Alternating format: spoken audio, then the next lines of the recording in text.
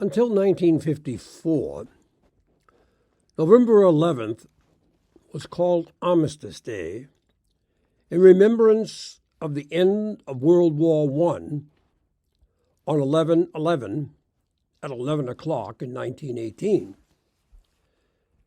It was a day to be thankful for the peace that comes from the termination of international homicidal activities. An act approved by Congress in 1938 made the 11th of November in each year a legal federal holiday, a day to be dedicated to the cause of world peace and to be thereafter celebrated and known as Armistice Day. But in 1954, the 83rd Congress, at the urging of veterans organizations, amended the Act of 1938 by striking out the word armistice and inserting in its place the word veterans. And so, Armistice Day became Veterans Day.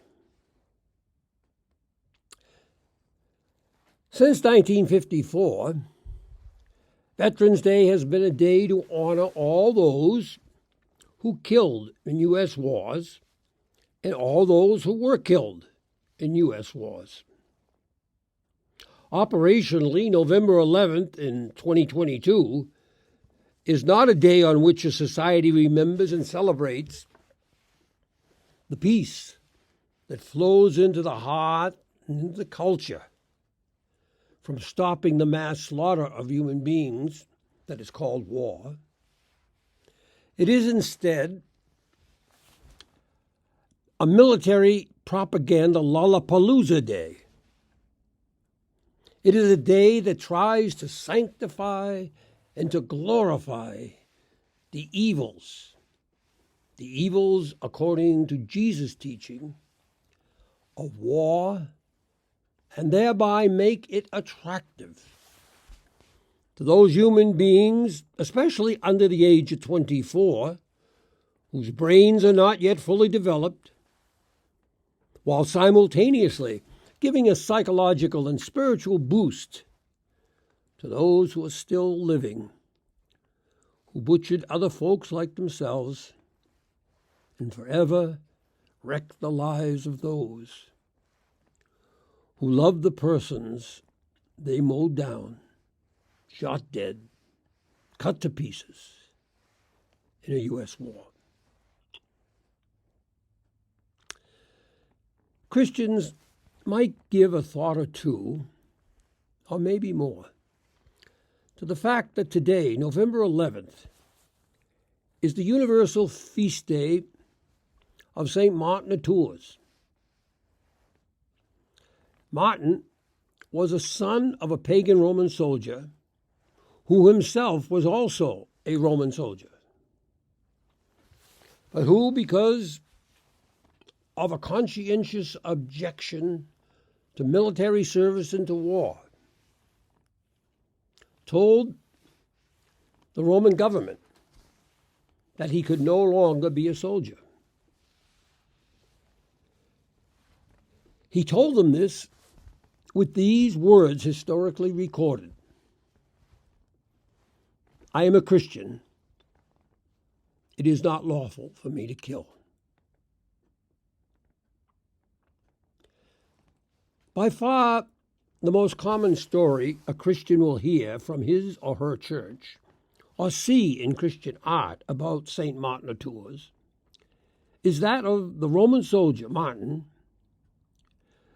with a cloak around him, who sees a man who does not have a cloak and who is cold. Martin then takes off his cloak, cuts it in half, and gives half of it to the freezing man. There are thousands of depictions of this incident in Christian art inside and outside church buildings. I do not ever remember going to Mass on November 11th and not hearing this story as part or as the entirety of the priest's homily. The problem is that this story is pure hagiography, mere legend, a pious fiction that has no basis in evidence from history. This is a pure piece of Constantinian Christianity propaganda.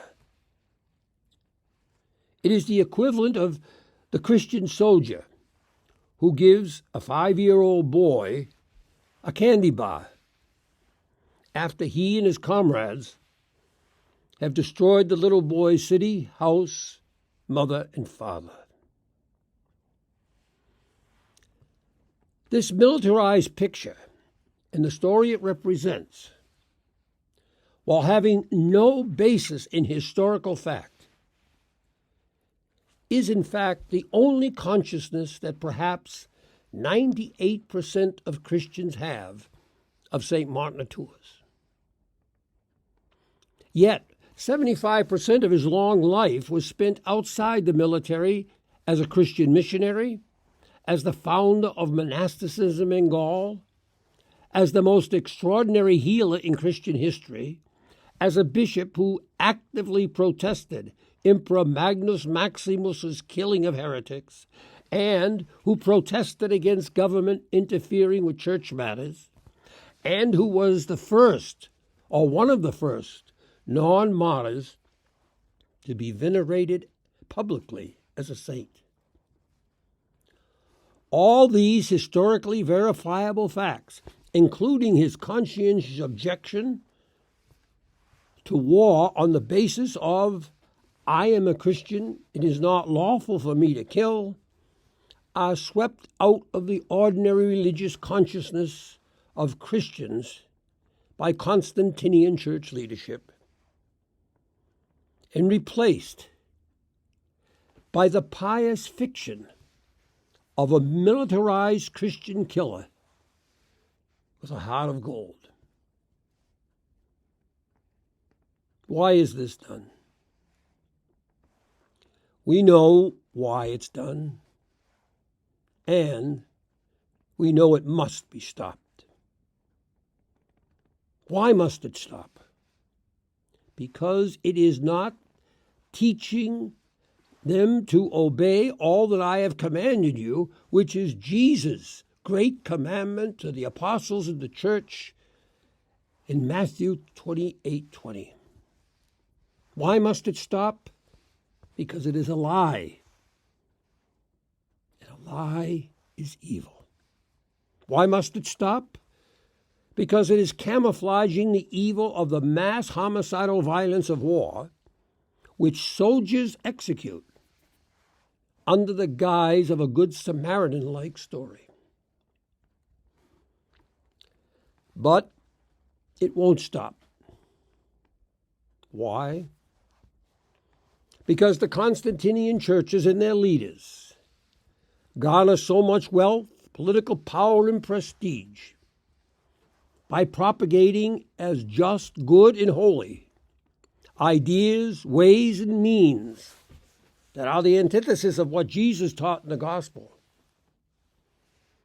but which are the ideas, ways, and means that the elites who control governments need to keep and to enhance their wealth, political power, and their prestige.